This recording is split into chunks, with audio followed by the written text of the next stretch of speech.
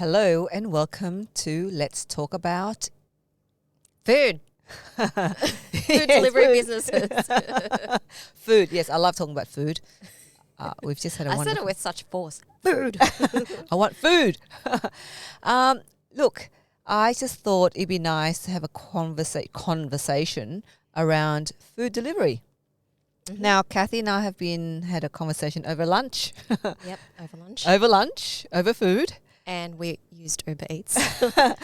And food. yeah, so I don't know. I was just saying to Cathy and the team here, we're discussing the cost of ordering through either Uber Eats or Deliveroo or whatever, one of those food delivery services that you use. Do people, consumers like me and you, when we order food, do we know the cost of that to businesses as well as to yourself when you order through that? So Cathy has a different perspective, an interesting perspective. She's a consumer. I'm a consumer too, but you would jump on and order.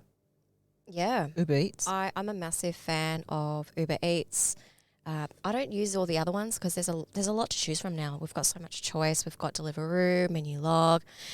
I think what they all have in common. Easy Eats, you said as well? Easy Eats. I think the popular ones, what they mostly have in common is that they like to use rappers and celebrities to endorse their products. Yes, that's right. I've seen them, a lot of that on television. Yeah, like Menulog has just used, what's his name? Snoop Dogg.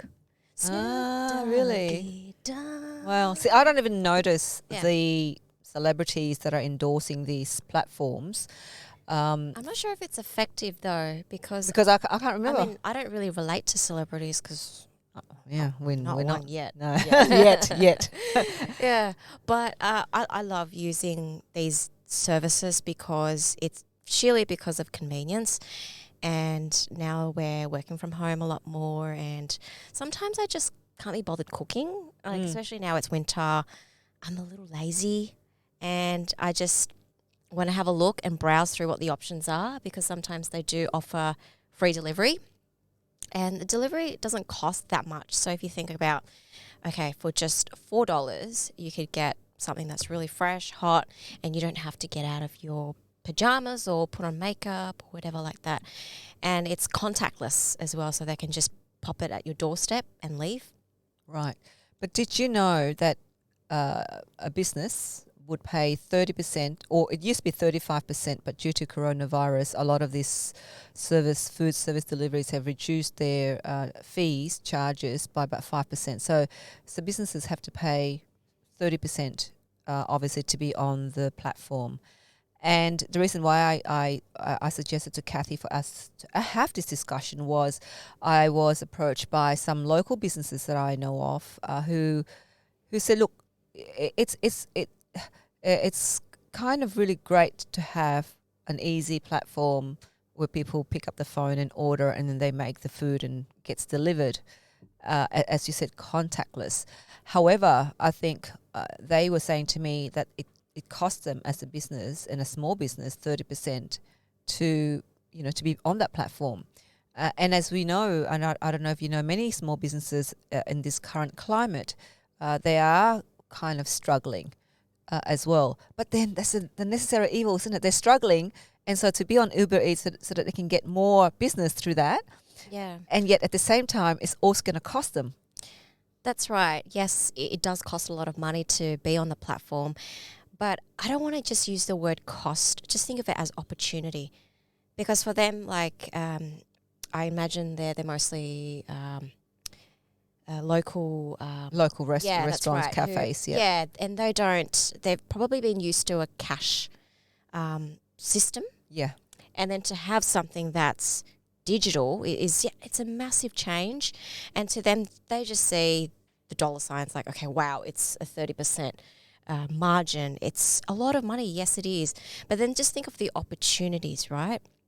It gives Uber and all the other providers has given people jobs, right? It's given them jobs which otherwise they The delivery job. You're talking about the delivery job. Yep, delivery job.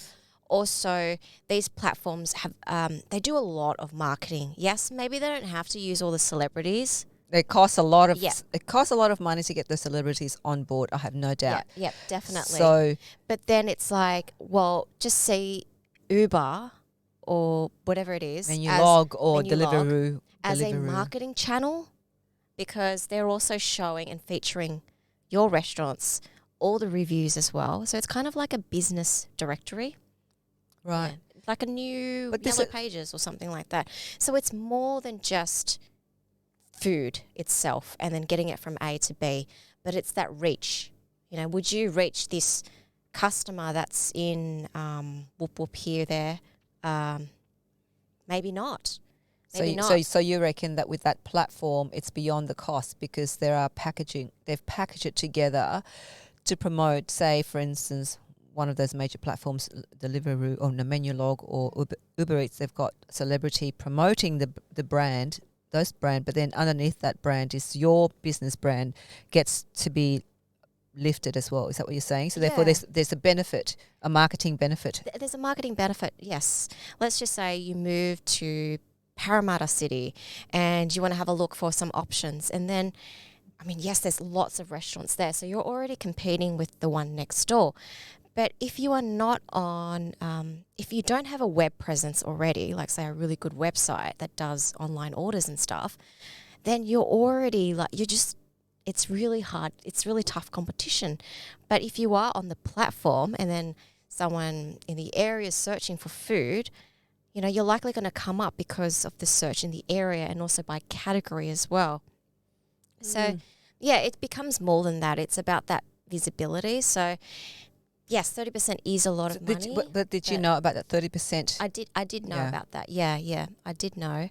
But the thing is, I trust Uber. I trust those services because I know that they will do the job. Because if they don't do the job, then, you know, there seems to be more accountability. Yeah. Okay. So for the restaurants, it's in their interest to get the food to me hot, fresh, no hair, you know, that kind of stuff. No cockroaches. No, yes, no crunchy bits unless it's like fried garlic or nuts. or nuts. I like nuts. Yeah. Yeah. Oh, okay then. Well, look, it'd be interesting to hear from, you know, if you're watching this or listening to us on our new podcast on Spotify, let us know. Like, if you're a business, how does being on a platform such as one of these food delivery platforms affect your business or improve your business? And if you're a consumer, are you aware that that's the money that small businesses gets charged to be on that platform? And how do you feel paying for food but knowing that 30%, if you're supporting a local business, for instance, if you're supporting them, how does it feel that 30% is taken away from that margin?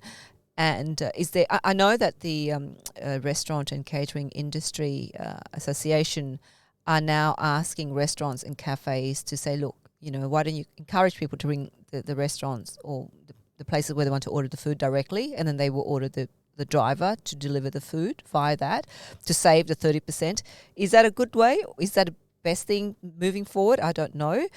But I don't use, unlike Cathy, I don't use Uber Eats because I know that 30% actually it's taken away from that business. So therefore I either ring up and go there and pick it up, or most of the time I really go to the restaurant and eat there anyway. So I don't need to pick up the phone and order the food. But and plus you make some awesome pide. Yeah, pide, that's right. I make my awesome pide, so I don't have to order pide anymore. Exactly. So if you want to order some pide, you want me to make pide, let me know. There's a lot of hard work. You should start like an assembly line, like get a warehouse. Yeah, just that's make right. I should. But you know put what? a towel on your head. The yeah, tight all that. But you know what? You know how hard it is to actually talking about making pide or dough just from a pizza or whatever, to knead it. Oh my God. It's really, you're using your... It's good exercise, right? It is. It's you're using your back muscles, your arm muscles, you know, really roll it and all that stuff. That could be the new Zumba. Like, yeah, we can. Zumba. Oh, there she goes. She's had enough food. She's had too much food. I'm in a food coma.